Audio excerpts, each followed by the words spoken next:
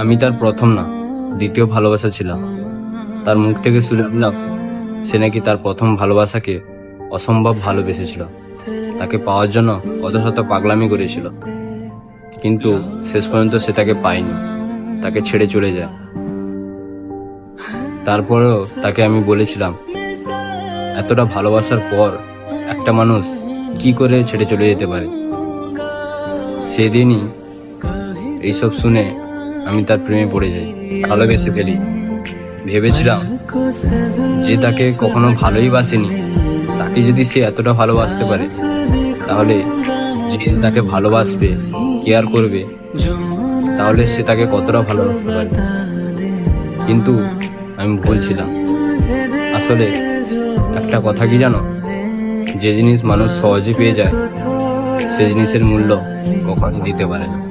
फिर से मिलूंगा मैं तुमको वहीं जो